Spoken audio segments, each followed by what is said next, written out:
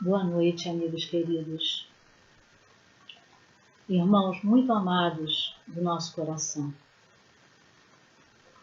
Estamos aqui essa noite para fazermos um estudo sobre a utilidade providencial da riqueza. Mas antes de iniciarmos o nosso estudo, nós vamos fazer uma prece, pedindo a Deus e a Jesus o amparo. Senhor Deus, nosso Pai, Jesus, nosso Divino Mestre, aqui estamos, Senhor, para mais um estudo na nossa Casa do Caminho. Abençoa-nos para que o estudo da noite de hoje possa trazer discernimento para os nossos pensamentos, para as nossas ideias e equilíbrio para todos nós. Que seja em Teu nome, Senhor, em nome de Maria de Nazaré, em nome de Dr. Herme, toda a direção da Casa do Caminho. E, acima de tudo, em nome de Deus, que possamos encerrar a prece e iniciarmos o nosso estudo. Graças a Deus. Muito bem. O nosso estudo está no capítulo 16 do Evangelho segundo o Espiritismo. E nós vamos estudar o item 7. Tá? E vamos repetir. O título do estudo é Utilidade Providencial da Riqueza, Provas da Riqueza e da Miséria. É um estudozinho meio complexo, né? Posso dizer para vocês. Então vamos lá, no item 7. Se a riqueza houvesse de constituir obstáculo absoluto à salvação dos que a possuem, conforme se poderia inferir de certas palavras de Jesus, segundo a letra e não segundo o espírito, Deus que a concede teria posto nas mãos de alguns um instrumento de perdição. Então vamos lá. Se a riqueza fosse um obstáculo absoluto, Deus teria colocado nas mãos de muitas pessoas, ou, se não tivesse colocado, teria permitido que muitas criaturas ficassem extremamente ricas, profundamente ricas, e que fizessem o que quisessem, né? Mas olha só, Deus que a concede teria posto nas mãos de alguns um instrumento de perdição. Se Deus agisse assim aleatoriamente, né? Sem um instrumento de perdição, sem apelação nenhuma, uma ideia que repugna a razão. Vamos lembrar que Deus é nosso Pai. E como Pai bondoso, como Pai misericordioso, como Pai magnânimo e perfeito, Ele jamais nos deixaria, jamais nos colocaria numa situação que nós viéssemos a entrar até em falência espiritual. Afinal de contas, Deus nos criou por amor. E Ele trabalha incessantemente para que não apenas consigamos, né, ser felizes, ou pelo menos um pouco felizes, mas também para que consigamos evoluir. A proposta de um pai é que os seus filhos evoluam, progridam. Deus não seria diferente, não é? Então, essa ideia de que Deus colocou a riqueza como uma coisa que seria para causar desgraça para a criatura humana, isso absolutamente não é admissível, não é? Sem dúvida, a questão da riqueza é problemática pelos arrastamentos que ela dá causa, pelas tentações que gera, pela fascinação que exerce, não é? Ai, quantas vezes a gente não desejou, poxa vida, eu gostaria de ganhar na loteria para comprar uma casa maior, comprar um apartamento, fazer isso, fazer aquilo, fazer a viagem dos meus sonhos. Sonhar não é pecado, não é? Sonhar, todo mundo pode sonhar. A questão é quando o nosso sonho passa a... nós conseguimos concretizar esse sonho de alguma forma, não é? Então, a partir daí, a riqueza constitui uma prova muito arriscada, mais perigosa do que a miséria. Interessante, né? Nós temos tanto pavor da miséria. Nós temos tanto horror da miséria que nós fugimos dela. Nós corremos até dos miseráveis. Buscamos não nos aproximar deles como se fosse uma doença contagiosa. E, na verdade, a prova da miséria é muito melhor do que a prova da riqueza. Porque a riqueza nos entorpece, a miséria nos acorda. Então, vamos lá. A riqueza é o supremo excitante do orgulho, do egoísmo e da vida sensual. E é verdade, a gente vê isso todo santo dia no mundo, em vários setores da vida humana. Quantas pessoas que se perdem, quantas pessoas boas, quantas almas boas, que acabam se perdendo porque não souberam refrear seus desejos, suas vontades, para não nos prendermos, né, nessa questão. Vamos pensar assim, as drogas, né? Quantos jovens que perdem as suas vidas por causa das drogas, por terem falido os seus sonhos, falhado os seus sonhos.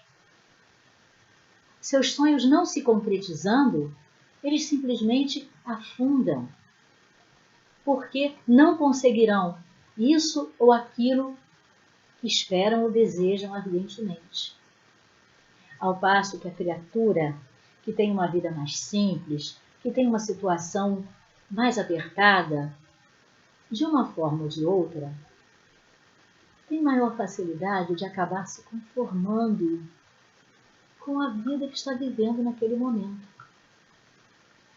Eu vou trazer um exemplo que foge à riqueza, mas que traz uma visão para nós disso. Hoje nós estamos vivendo uma pandemia. Nessa pandemia, nós não podemos nos movimentar, nós não podemos ir e vir livremente como fazíamos antes e como gostaríamos. Não podemos nos encontrar como gostaríamos, não podemos nos abraçar. Isso é uma contenção. Isso é uma contenção. Muitos estão burlando essa contenção. Por quê? Porque não aceitam, porque não suportam a regra e ficarem afastados temporariamente. E o que acontece quando a gente não respeita uma determinação que, na verdade, vem do alto, não é? Essa pandemia é uma permissão do alto. O que acontece é que a gente coloca em risco, não a nossa vida, mas a vida de todos.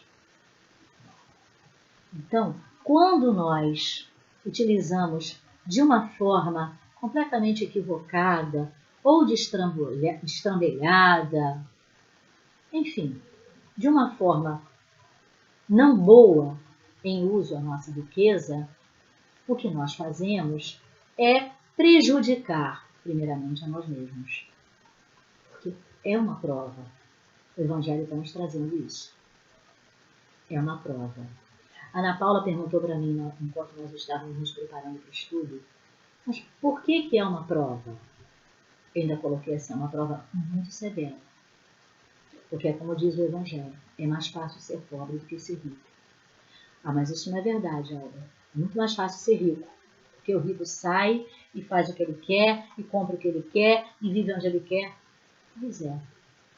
Mas nem sempre na riqueza as nossas escolhas são as escolhas acertadas. Por isso é uma prova tão difícil. Por isso é uma prova que muitas das vezes nós falimos e falimos muitas vezes. Porque não somos capazes de nos conter. Então vamos continuar aqui. Além de ser o supremo excitante do orgulho e do egoísmo, a riqueza também é o laço mais forte que prende o homem à terra e desvia os seus pensamentos do céu. Desvia os seus pensamentos do céu.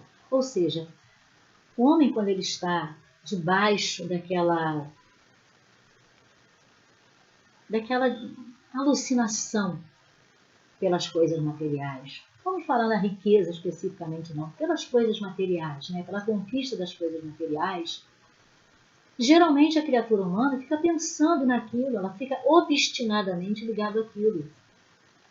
Não se lembra de buscar a Deus, não se lembra de pedir o amparo e a proteção divina. Não se lembra de pedir a Deus assim, Senhor, se isso for para o meu bem, que eu consiga, Senhor, que eu consiga realizar isso que eu estou desejando. Mas se não for para o meu bem, Senhor, que o Senhor me afaste, que o Senhor tire esse pensamento, esse sentimento de mim. Essa é uma forma segura, é uma forma eficaz para nós nos livrarmos desse desvio que nós mesmos vamos criando para nós. Lá atrás, outrora, nós diríamos assim, porque isso é uma coisa, isso é o diabo que fica tentando a gente. Não podemos mais colocar a culpa no diabo. O diabo, coitado, já está se redimindo. Ele está até tentando acertar as questões dele lá. Deve estar tentando acertar as questões dele lá com Deus e com Jesus. Nós é que temos que parar e pensar. Afinal, nós temos a doutrina espírita. Nós temos Jesus. Nós temos os amigos espirituais que se debruçam amorosamente, intensamente sobre nós. Nós temos a intuição. Nós temos o conhecimento, volto a repetir, a doutrina espírita, que nos alertam. Que nos alertam o tempo todo. Vamos continuando. Então, a riqueza produz tal vertigem que muitas vezes aquele que passa da miséria à riqueza esquece de pronto a sua primeira condição com os que partilharam com ele a miséria, os que o ajudaram, e ele torna-se insensível, egoísta e vão. Mas do fato da riqueza tornar difícil a jornada, isso não significa que torne impossível. Também não significa que a riqueza não possa vir a ser um meio de salvação para aquele que dela sabe servir-se, como certos venenos podem restituir a saúde se empregados a propósito e com discernimento. Sim, a riqueza ela pode ser um elemento muito benéfico, um elemento muito importante para todos nós. Basta que no momento em que nós a recebemos de Deus, consigamos começar a refletir, a pensar. O que eu posso fazer com isso? A quem eu posso ajudar ou acolher com essa dádiva que o Senhor me mandou? Quantas pessoas nós podemos socorrer, nós podemos ajudar? Quantas crianças que nós podemos tirar da rua? Quantos idosos que nós podemos acolher? Quantas famílias que são socorridas? É só a gente olhar para as nossas casas espíritas, né? Todas essas casas espíritas que trabalham em nome de Deus e de Jesus e que têm um trabalho assistencial, que têm o atendimento de remédios, muitas têm atendimento médico. Tudo isso é o socorro que a bondade das criaturas favorece. Porque casa espírita não tem dinheiro, casa espírita não é rica, não recebe fortuna. A fortuna que as casas espíritas recebem, ou as igrejas também, não sei, essa fortuna vem dos corações das pessoas que ajudam, que têm piedade, que têm compaixão daqueles que frequentam, que são as pobres, que estão passando por dificuldades imensas. Agora mesmo nessa pandemia, quantas famílias ficaram sem alimentos? Ontem eu estava conversando com a Kilsen, a gente estava conversando bastante, em determinado momento ela estava falando de uma moça que faz a faxina na casa dela, e que essa moça, ela estava perguntando como é que estava a situação dela. Ela falou assim, olha, graças a Deus, a igreja que eu frequento está me dando uma bolsa de alimentos. Mas o meu filhinho, ele não ganha nada, ele não tem nada. Quer dizer, ele tem o alimento que a mãe come, que a mãe faz. Mas ele gosta de um biscoito maisena. Então, nós tivemos uma pequena dificuldade aqui com o áudio, por isso que eu estou com esses brincos novos aqui. Então, estava falando do garotinho, né? A moça, a mãezinha, estava recebendo uma bolsa da igreja. A criança, claro, estava se alimentando com aquilo que a mãe estava recebendo. Mas ele queria um biscoito maisena. Ele queria um biscoito maisena. Então, para ele, o grande prazer, a grande riqueza, era aquele biscoito maisena. Uma coisa tão simples, não é? Então, estávamos falando também da questão do auxílio, né? Da ajuda às casas espíritas, às igrejas, enfim, às instituições. Olha que coisa importante nesse momento. O que é que está sustentando a vida? As pessoas que têm possibilidade, que têm condição, né? E que estão abrindo justamente os seus corações para ajudar. A caridade, a solidariedade, ela está agora num patamar altíssimo. E eu, na minha pequenez, acredito que Deus e Jesus devam estar muito felizes. Por quê? Os filhos de Deus estão abrindo o coração para os irmãos da humanidade. Por quê? Por causa da fome, da necessidade de tudo isso. Mas quem está abrindo o coração são exatamente aqueles que têm condição de doar, né? de oferecer alguma coisa de bom, de oferecer um sustento. Então, olha que coisa importante, a criatura humana não precisa ser rico ou bilionário, nada disso. Cada um pode dar daquele pouco mesmo que tem. É a esmola da viúva. Mas o importante é nós vermos que por exemplo, essa pandemia ela vai ser vencida, acima de tudo, pela nossa capacidade de nos solidarizarmos, pela nossa humanidade. E não vamos esquecer jamais que todos nós, todos que aqui estamos nesse planeta lindo e maravilhoso, somos filhos de Deus. Trazemos dentro de nós essa chama sublime que o Pai nos colocou. Então, rico, pobre, mendigo, seja lá o que for, somos todos iguais. Estamos todos no mesmo barco. O que nós temos que fazer é justamente nos unirmos. Quem tem um pouco mais de condição, ajudar, procurar a dor, procurar a miséria, procurar o sofrimento.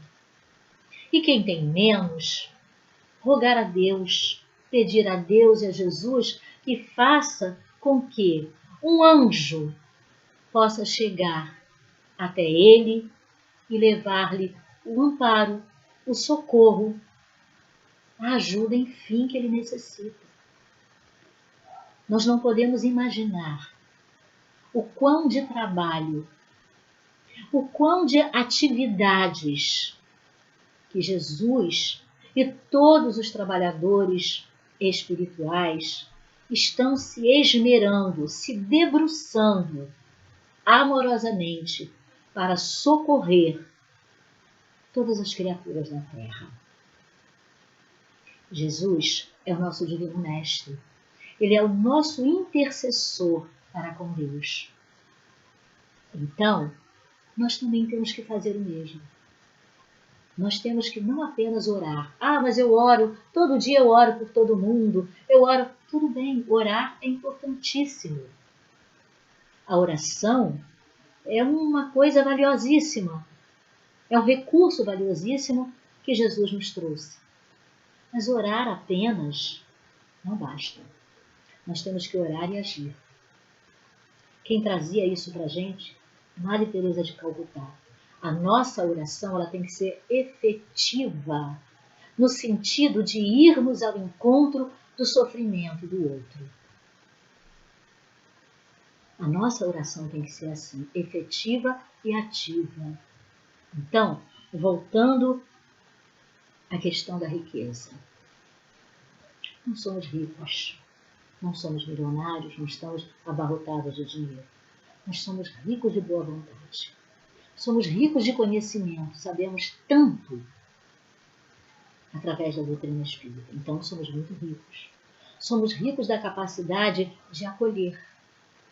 E quando nós não pudermos dar muita coisa, ou quando nós só pudermos dar muito pouco, nós podemos dar a nossa acolhida, o nosso coração, o nosso sentimento, o nosso abraço. O nosso abraço. Mesmo assim, ainda somos capazes de fazer muito. Então, meus amigos, vamos pensar bastante nessa questão da prova da riqueza. Releiam, volto a repetir, o estudo é do Evangelho segundo o Espiritismo, capítulo 16, a partir do item 7. Vamos reler, vamos rever, vamos repensar. Porque, de repente, a gente pode melhorar ainda mais a nossa caminhada aqui na Terra. E estendermos ainda mais os nossos braços em favor de todos aqueles que estão necessitados. Apesar de que nós também estamos aqui como necessitados diante de Deus, diante de Jesus. Que Deus nos abençoe a todos, que Deus ilumine a todos, que Deus abra todos os corações que ainda estão equivocados, que ainda estão confusos, que ainda estão sem aceitação. Que Deus ampare a humanidade como um todo. Fiquem com Deus, fiquem com Jesus. Muito obrigada, graças a Deus.